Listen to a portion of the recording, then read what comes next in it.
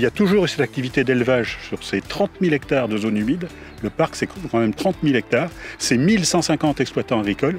Et cette juxtaposition nature-agriculture fait que ça en fait un site unique parce que la biodiversité y est présente.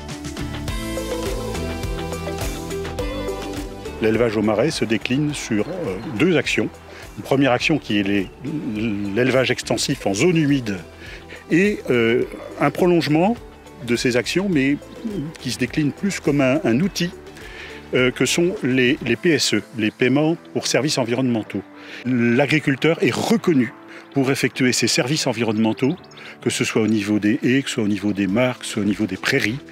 Et ça redonne une fierté, une ambition au monde agricole de cette fois-ci de ne pas être accompagné à coup de subventions, mais dire, quand vous faites bien, on vous accompagne pour faire encore plus. En termes de contribution de l'Agence de l'eau, il y a une contribution qui varie de 50 à 80% en termes d'ingénierie.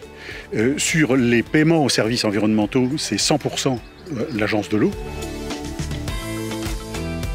La rémunération de services environnementaux, c'est l'outil de demain. Donc on l'expérimente, on va le mettre en place maintenant.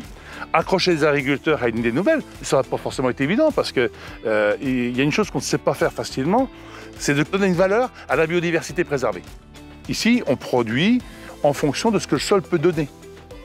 Par exemple, beaucoup d'entre nous ont suspendu totalement non, mais ont réduit de façon drastique l'utilisation d'intrants d'origine chimique. Que ce soit des engrais, que ce soit des pesticides.